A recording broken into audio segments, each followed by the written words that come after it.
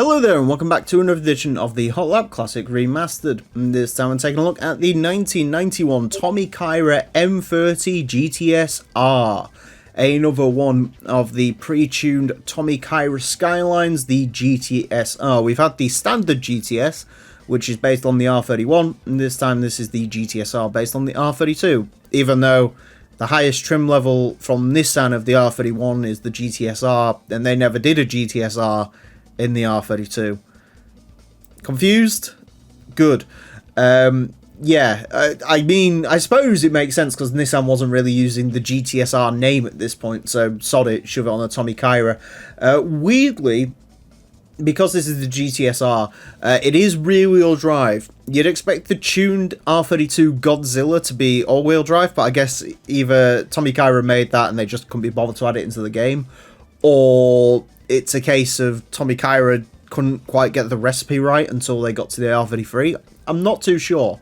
But being rear-wheel drive does make it a bit more interesting and a whole lot more scary for me, because looking at those power statistics, we've got GTR power going through the rear wheels, which, yeah, I'm not really looking forward to. But the M30 GTS was good to drive, so you never know. Front engine, rear-wheel drive, 659 horsepower, 1,157 kilos. That's actually quite light for a Skyline, so yeah, I mean that sort of adds to my concern here. Anyways, the M30 GTS-R is going to get 6 laps of the Motorsports Land track in order to start the best time it possibly can. Our current leader is the Audi TT LM Edition, and that car's at a time of a 26.690. The Tommykaira M30 GTS-R unlikely to beat that. The prior generation of the M30 set a time of a 30.412, which, yeah, makes sense. There's no real point of comparing this to the other R32 rear-wheel drive that went round, which was the GTS-T, I believe. Because that's at like a 31.1, but that had literally half the power this had and was naturally aspirated, I think. Whereas this is obviously a big, meaty Stage 4 turbocharger. But I tell you what, I'm quite shocked at how nice to drive this is, relatively speaking. It's, I mean, again, you've got GTR power going through the rear wheels, but unlike on... It's almost RX-7-like in its power delivery, where it's not... Even in like a GTR or something, it's all just brute power, and it comes on and it just sort of spoils the handling. Well, as in this, 30.335, it just seems to control it really nicely. It is very sort of nicely controlled. You can...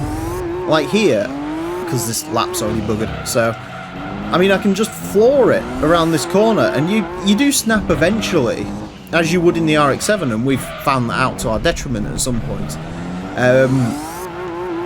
I mean, the slight problem obviously arises when you're doing that in this compared to, say, a Supra, because you know a Supra is going to be leery on the rear end, or a Sylvia is going to be leery on the rear end, and you just sort of learn to live with it and use that when you're going around the track. Something like this that just sort of snaps out of nowhere, it's very difficult to utilise that. And the other thing that's also occurring to me is, while that's all true and this is handling its power quite well, I can't help but feel, I mean, we're only 0.1 off of the R31, and I don't really think there's that much more time in this vehicle. And so I'm sort of conflicted in a case of, would this just be better with, you know, not as much power? You know, is this just sort of power for the sake of power at this point? Which we do see. I mean, you know, I've said that before about several cars like GTRs and, you know, even the later model RX-7s, as nice as they are to drive, you know, when you start touching 500 horsepower, you know, is it just excessive? Is it, like, completely unnecessary? Yeah, I feel in that it may have been, but either way, that's a pretty good time for a car that, to be honest with you, I was expecting to be a lot leerier than it actually was. It's just yeah, I don't know. It does feel a little bit heavier as well, which is weird because it's quite light for a Skyline, but yeah, not too sure on that. I think there's a little bit of time in there. I think you could probably coax it out if you really wanted to push it and sort of kept going around lap after lap, but yeah, I don't know. I think it'd be good around a proper racetrack though. I think this is a car that might be slept on a little bit, and you should probably have a look at it if you want to drive something a little bit different. But anyways, a 30.335 will place this into 162nd place. Goes in between the Fiat Punto GT and the BMW 528i.